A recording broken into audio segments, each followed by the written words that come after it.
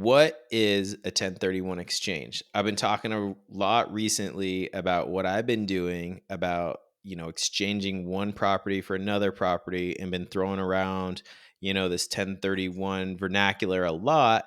But I want to take some time to deep dive today and go over the 1031 exchange, what's going on in my personal situation, and maybe it'll enlighten you to potentially doing a 1031 exchange in the future.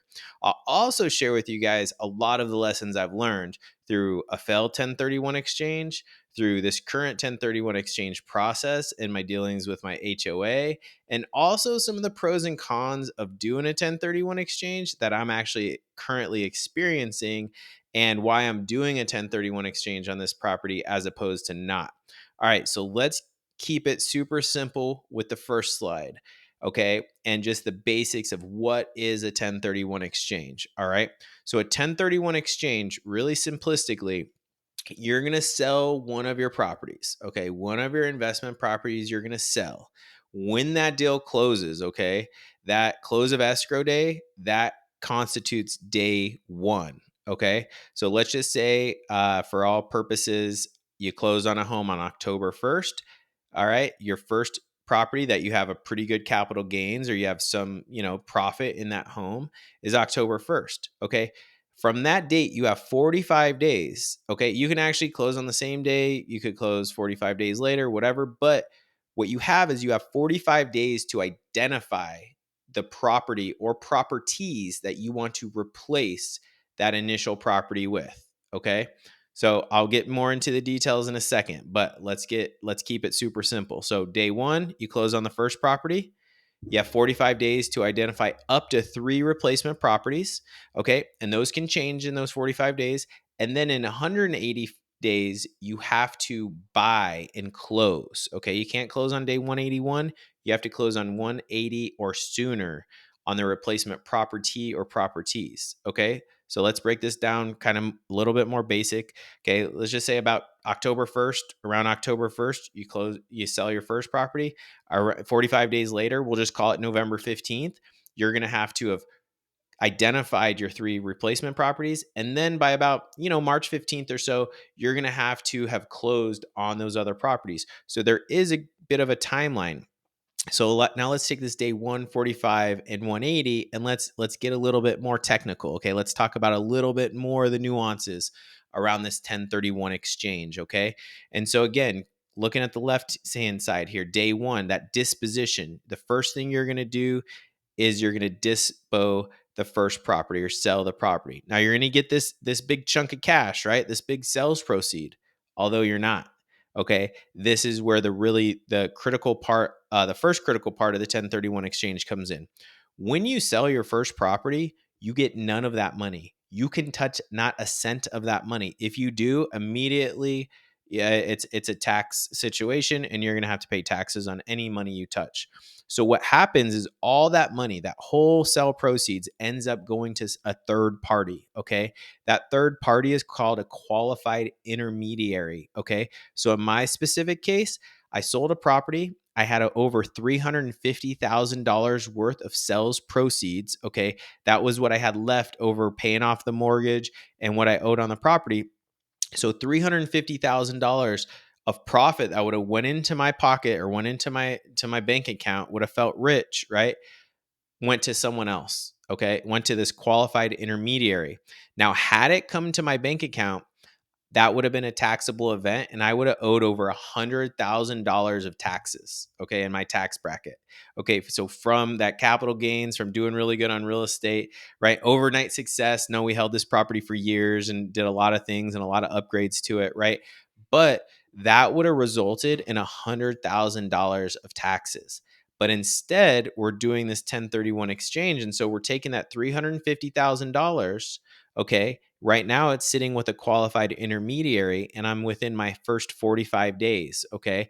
And so right now, what I'm looking at is I'm looking to find the next property. Okay. So right now, that money's sitting with a qualified intermediary. But when I ultimately identify and then want to make an offer and close on another property, okay, I'm going to take that whole $350,000 and put it into the acquisition of the replacement property. Okay, so let's break it down a little bit more simplistically, right? Day 1 to 45, you're going to identify a couple properties that you can switch it into. By 180, you got to close. Now let's rewind and talk about some unique things that no one tells you about. Okay, number 1, okay, where did I go wrong in this process before? Okay, well, my very first investment property, okay, it was a lipstick flip. I bought it right, bought it as a foreclosure back in the day. Okay, it was 163,000. I actually paid 163,100 for it. Okay, paid $100 over the foreclosed price because I didn't want anyone to outbid me or or undercut me. All right, so I ultimately, in 2 years, I put some paint on it, put new carpet in it. It was a nice, easy, perfect first renovation deal for me, lipstick flip, and I was able to sell it for the highest dollar per square foot in that neighborhood, and I sold it for 210,000, and that was actually my first transaction as a realtor because I never wanted to do another transaction for someone else until I did my own transactions. So I sold that property. Now, unfortunately, what happened was I would plan to do a 1031 exchange then, and this was years ago, because I didn't want to pay gains on like $50,000. Right? I'm a pharmacist. I make a couple hundred grand, and I was like, well, this is going to really eat into my profits. So I knew about 1031 exchanges. I learned about them in Rich Dad Poor Dad. Read up on them. Wanted to do one. But everyone I called and everyone I talked to at that time told me if you want to do a 1031 exchange, the property you're buying has to be more expensive than the house you're selling. Has to. Call another one. Has to. And I said, well, here's the situation. I basically got capped out on my debt to income with all my student loans and the house that I already own, that I can get qualified for about $205,000. And I found this great deal. I want to lock up at 205,000. I actually had it locked up. It was a short sale that I still own today. But I was like, I want this property. It was 205. And I sold the house for 210. So people were telling me you can't do it. So I was like, I guess I can't do it. This sucks. Right. And so no one told me that I could do it, but just pay the difference of the $5,000. And I could have. So instead, what ended up doing is I didn't do a 1031 exchange.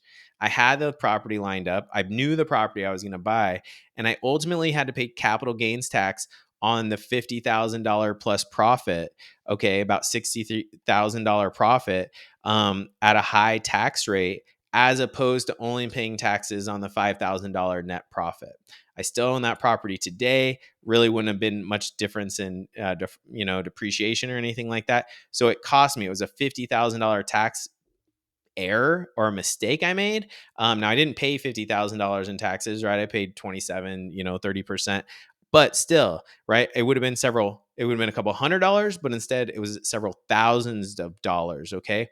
So what you can do, okay, 1031 exchange, you do not have to do 100%, right? So in this $350,000, I could take out $50,000. I could take $100,000 of my own money, and I could put $250,000 towards the amount for the next property. So that's number one. But whatever I take out now, as soon as I touch that money, it's a taxable event. Okay. The other thing is you don't have to buy only one property. You could buy two or three properties. You can buy multiple properties. Okay. And no one really tells you that, but you can.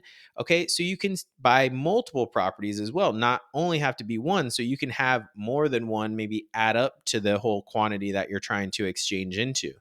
And I think, the other point I want to make here is that you can also buy other assets, right? If you have a single family home or a condo, you don't have to buy another single family home or condo. You could buy a multifamily property. You could buy a short term rental. You can exchange a short term rental like I did and be buying more multifamily properties like I'm going to be doing. So a lot of people think this like kind exchange, it has to be single family for single family or one home for one home. But really, you can buy one home for multiple homes. And I've kind of done some social, like with my son, teaching him, hey, we're going to multiply this one single family home and we're going to buy multiple family homes, right? Or multiple homes with that one, and kind of showing him how we're exponentially increasing our net worth and also the number of assets that we own.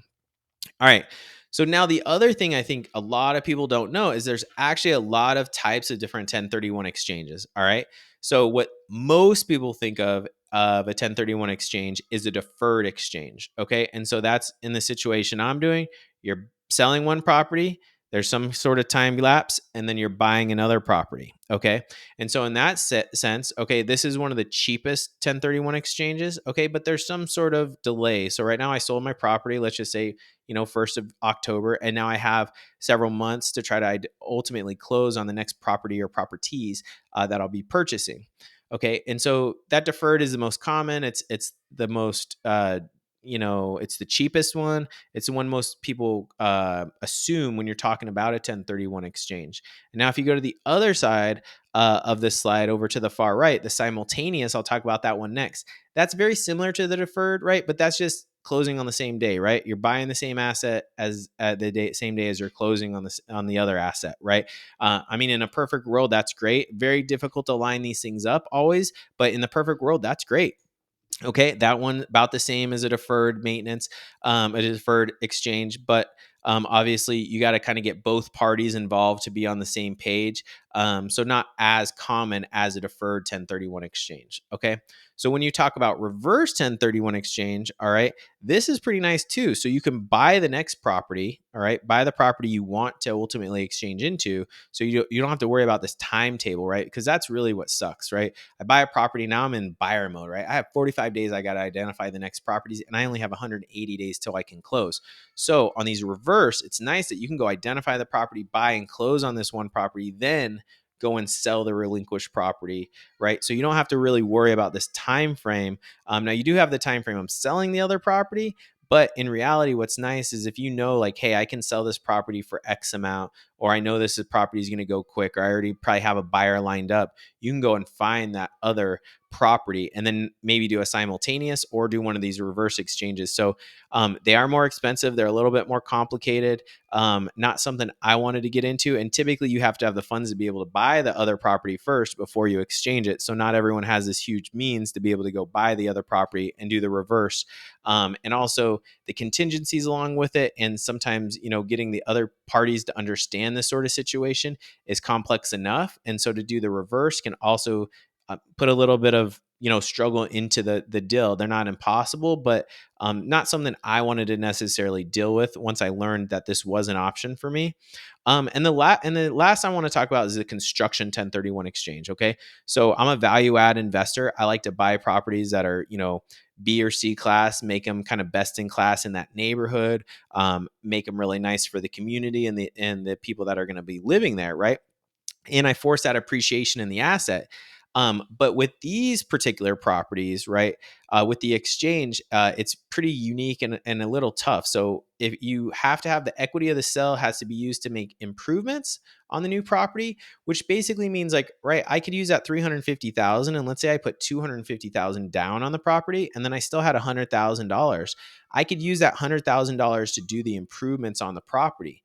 But the caveat is all $100,000 has to actually be used within that 180 days. Okay. So not only do you have to find the property and close on the property, but you have to complete all the construction on the property within that 180 days. So knowing contractors, knowing delays and materials, knowing all those things, it's very difficult to line this up perfectly with the construction 1031 exchange. So it was something I really kind of wanted to do. It was something I looked into, but it's more expensive. The timeline is very, very tight. And then also, this is like draws. This is like doing hard money or something else where you have to use specific contractors. You have to take draws. So you're still funding some of the money up front and then taking draws on the completed work. You also have to use typically what I've been told specific contractors that the lenders are comfortable with. And so there's just a lot of hoops, even extra hoops to jump through with these construction. So that's one of the reasons I've chosen not to do a construction 1031 exchange. Now, the exchange that I get into still might be value add, but I'll be bringing additional funds to be able to do any kind of value add after closing, using that $350,000 to actually close on the property and hopefully buy as big a property as I can. So those are just some different types of 1031 exchanges. I was not aware of all these different types. I also was not really aware of the different costs associated with each type. And so you definitely want to, before you're looking into doing a 1031 exchange, talk to a lot of qualified intermediaries, see which ones are educating you, which ones have done a lot of these, maybe get some coaching and what in your particular situation, which of these you might be looking to get into. And really, there's a lot of rules and regulations with these. So make sure you're working with an expert, make sure you're working with a good qualified intermediary that can really help coach you through a lot of these things, and be very specific about your situation with your qualified intermediary and the people you're talking to about this, because everyone's situation is very, very different. All right. So I've shared this before, but I love real estate. All right. But there's a number of reasons why I love real estate. And this particular property we're 1031 exchanging out of, and we just sold a little while ago. All these highlighted things are how we leverage that particular piece of real estate. Okay. So in that particular piece of real estate, we'll call it 48th place because that's where it was at. It was able to generate us cash flow. It was awesome, right? As a long-term rental, it got us cash flow. As a short-term rental, it about tripled that cash flow. It was awesome to receive cash flow from this asset. It was awesome, and I love real estate because it's a way of making money while you sleep. And this was awesome, right? With the appreciation we got, with the cash flow, we were making money while we slept with that, with 48th place. Um, it was accessible, right? This was a property that we originally bought, that Erin, my wife, bought before we were married for $175,000. She was a single. She was single at the time. She was a nurse working at Mayo Clinic, and with her means, and she was able to buy a $175,000 property. So I love real estate because really it is accessible to everybody out there, working class, really everybody. So it's appreciable. As I showed, this property we bought for 175,000. We sold it for 575,000. Okay, cash. So we got an all cash investor that ultimately came in. We probably could have got a little bit more from a finance buyer, but ultimately we sold to a cash buyer for 575,000. So appreciated from 175,000 to 575,000. Okay, that's why you buy real estate and you wait, because this is the sort of stuff that happens with real estate in the long term game. Okay, it's improvable. All right. I'm a value add investor, like I talked about before. We like to find properties that are maybe outdated, 1980s or newer, that just haven't been renovated, right? We'll put the nice countertops in it. We'll put the nice LVP flooring in it. We'll put the new can lights in it. We'll get rid of all those 1980 look, and we'll put in all the 2020 looks, right? So I love it that it's improvable. And so we did on this property. We bought it. It hadn't really been updated, and we did a full gut on it. Really, we updated all the bathrooms, the kitchen, everything, from the flooring to the paint. We renovated and we made look nicer, that we ultimately lived in. We also wrote off a lot of taxes with this particular asset, right? It was deductible. We were able to depreciate it over years. As a long-term renter, as a short-term rental, we were able to have actually active losses associated with it. And now we're doing the deferrable part. We're able to take that gains that we had, that capital gains of 350,000, and we're deferring it, right? We're not saving it, right? It doesn't just go away, but it's deferred to the next property until that property is sold or deferred again, right? So there are huge, great tax benefits associated with real estate, especially if you're a high net worth individual, or you're someone like a doctor, a pharmacist, a dentist, someone that makes a lot of money, maybe a couple $100,000, and you're looking for ways to save money in taxes and keep more of your own money. Real estate, by far and away, for me, is the number one way I'm able to keep more of my own hard earned money. Okay, it's stable, right? It's slow to rise, fall. There's been a lot of ups and downs. Maybe you might think in the real estate market over the last couple of years, but in this particular asset, right, 175, 575, $400,000 worth of gain over not a whole lot of time, but it was stable even in the little mini crashes of COVID or here or there. The fact that we didn't sell, we didn't change any of our rates or anything like that. It was very, very stable. And real estate's livable, right? We lived there. We lived there for a couple of years. Our son Cooper was born. That was the home we brought him home to.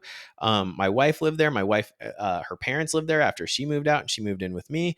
And so we were able to really take full advantage of this real estate, this asset, and really in all the different ways that I love real estate. Okay, so now let's talk a little bit about this specific property. Okay, because I want to give details. I give some numbers and details, but I want to give some more details. So this is the current 1031 exchange property, okay, as of October 2024. Again, this was Erin's very first home. She bought it in May of 2011. Okay, she was a nurse. We were dating at the time.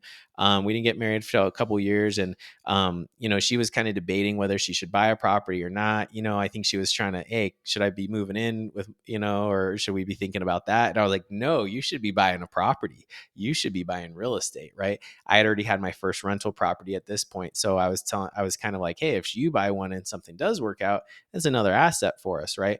And so I told her, taught her the value of real estate and why she should buying it. And this was really close to Mayo Clinic where we both worked at the time.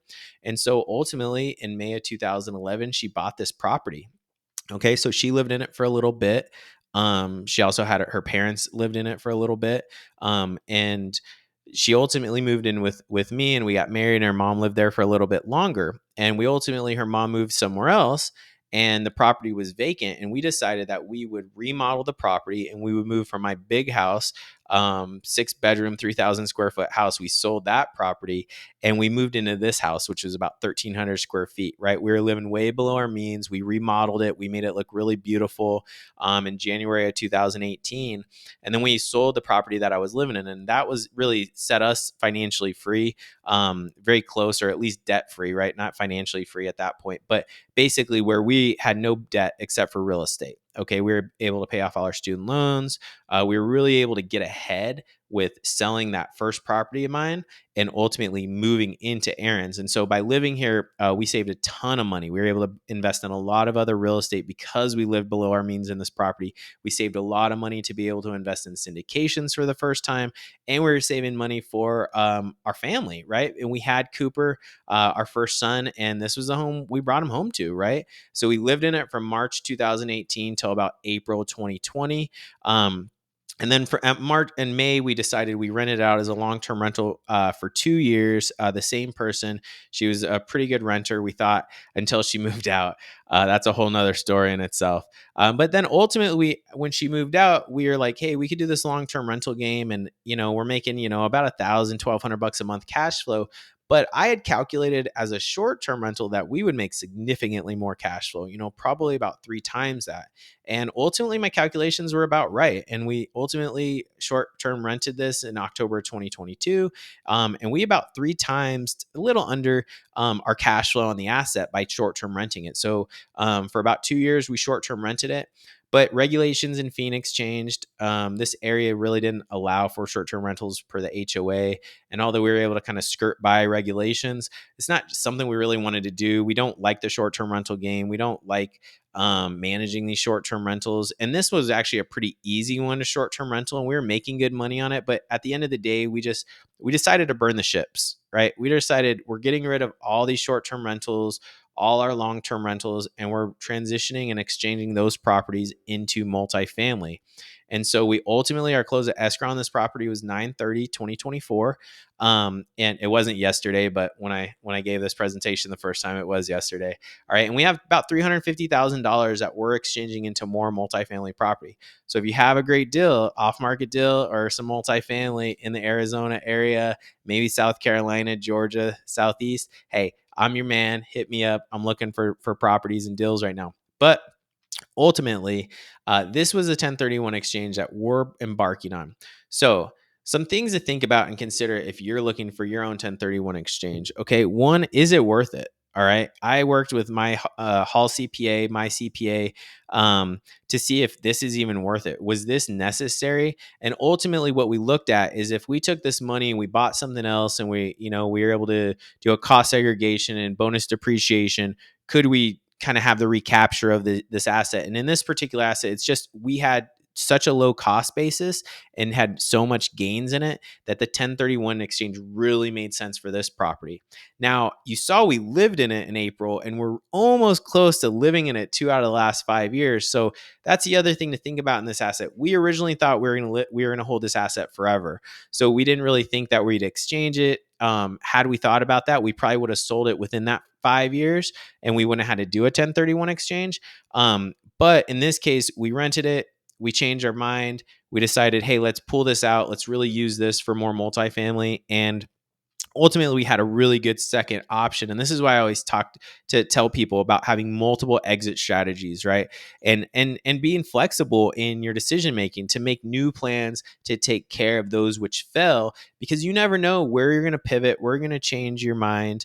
And when you're ultimately going to need more money from one of these assets to buy bigger properties or to do your next deal or your next venture. And so that's one thing I want you guys to be mindful of is when you're doing these things, to not be so steadfast that you can't change or make another decision, or that you're not going to pivot, because the likelihood is you are going to pivot as you grow, as you learn, as you continue to sharpen the saw. You're going to want to and need to pivot on some of the basics and some of the basis of that you built your business on. And so I certainly did with this particular asset. So we're super excited about this. We're doing the 1031 exchange. I'll share with you more. Right now, we're negotiating on a lot of different assets. We got one property in Arizona locked up. We're negotiating and talking about a property in South Carolina right now. And we're also looking to potentially partner on some deals in Nebraska. And so right now, I'm casting kind of a big wide net, trying to look for the right property or properties to exchange into. But I think that's the biggest negative of these 1031 exchanges. Okay, the pros are awesome. Deferrable rate, I'm not paying any taxes. I'm deferring these taxes until a later date, which could be never, right? That I have to pay these taxes. But the negative is, right, is this 45 days and 180 days. Okay, I sell this property and now you're kind of under the gun. You have to be able to close on the next property in 180 days, right? And you have to close on one of the properties that you have identified within the first 45 days. Now, within that first 45 days, you can be switching those properties about, but at the end of 45 days, one of those properties you identified, you have to close on. And if you don't, right, now you're in one of those bad situations or one of those taxable events. All right. So, not always the best case situation, but it's a really good tool for your tool belt. It's a really good thing to know and leverage as a real estate investor. And in the right situation, like my particular case, it's saving me over $100,000 worth of taxes. So it's certainly worth it for me. So I'll continue to share as I go and I buy and I ultimately do some due diligence on the next property, and I'll share my success or hopefully not my failure of this second 1031 go around. So I hope you guys learned something. I hope I broke down the 1031 exchange. If you want to know more, just drop me a line, drop me a question below. Happy to help, happy to share my experiences, and hopefully you learn from my mistakes and you guys don't make the same. Take care and God bless.